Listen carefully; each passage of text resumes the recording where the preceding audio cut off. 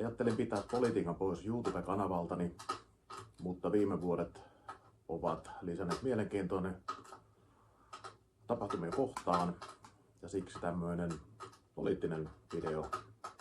Suomi on ollut päälle 30 vuotta EU:n jäsen. Euroopan unioni on Suomelle perustellut muun muassa työvoiman liikkuvuudella Euroopan unionin sisällä. Silti muun muassa hoitajapulaa on lähdetty ratkaisemaan ottamalla työntekijöitä Euroopan ulkopuolelta, kuten Aasiasta ja Afrikasta. Nyt hoitajista tuntuu olevan ylitarjontaa ja irtisanomiset ovat käynnissä. Pohjois-Savossa on rasistikorttiakin jo käytetty esille. Gazassa ei ole tällaista ongelmaa.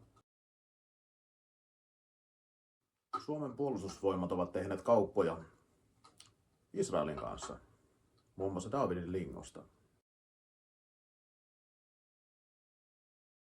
Mitenkä nämä uutiset menee monelta ohitte? Se käy näin. Tämä on joku aivan tavallinen asia, kuten tämä 10-senttinen. Ja laitetaan se toiseen käteen. Näin. Pidetään sitä siellä. Sanotaan taikasanat. Äiti unohtui näyttää, se toinen käsi on tyhjä. Sanotaan ne taikasanat ja kato, mitä sieltä löytyy. Siellä voisi olla vaikka natsikortti. Hyvä esimerkki vastaavasta silmien venytyskuvat ja niistä syntynyt kohu.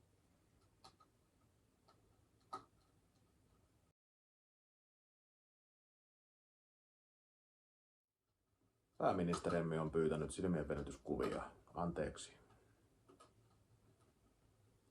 Kol tuv, Petteri. Tämäkin viittaa siihen, että nykypäivän kansanmurhiin ei kannata kiinnittää liikaa huomiota. Eduskunnan käsittelyyn on tulossa lakiesitys, joka erään kansanmurhan kyseenalaistamisen ja kieltämisen. Kuitenkin Deborah Lipstad, juutalainen historioitsija, on asiasta eri mieltä. Eräät ovat lausuneet myös, että historiankirjoitus tai sen kyseenalaistaminen, sen korjaaminen ei kuulu oikeussaliin, vaan historioitsijoille. Suomen historiassa oli myöskin asioita, joita joku rohkeni kyseenalaistaa, tutkia ja julkaista nämä tiedot. Suomalaisen kalenteriin on tullut uusi muistopäivä. Muilla kansanmurhilla ei ole moista muistopäivää. Tälläkin hetkellä tapahtuvaa kansanmurhaa ja etnistä puhdistusta ei tietenkään pidä muistaa millään tavalla. Tällä hetkellä on vain yksi kansanmurha ja etninen puhdistus, jota ei saa kyseenalaistaa. Mazel tov. Mediassa keksitään hyviä harhautuksia. Älä katso tätä kättä, katso tätä kättä. Tulee mieleen likainen vaalipeli muun muassa vuodelta 2012, jossa pohdittiin ehdokkaan seksuaalista suuntautumista. Lisäksi Suomessa ollaan muuttamassa sotilasvalaa NATO-ystävällisemmäksi.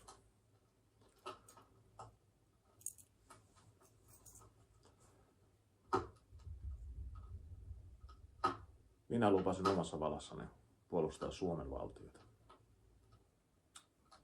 Ja näin uuden vuoden aattona moni miettii ilotulitteita, niiden vaikutuksia muun muassa villieläimiin tai lemmikkieläimiin. Minä olen sitä mieltä, että kielletään ilotulitteet, sillä se ei ole suomalaista kulttuuria. Ja siitä päästään takaisin tähän kuvaan. Ja mitäpä muuta. Verotus nousee ja kryptosijoittajilla on hankalat ajat, koska verottaja saa tietää. Suomen kansa Herää ja avaa silmät. Rupea käyttämään aivojasi. Nouskoon kalevalainen kansa. Pääsköön myrskyvalloilleen.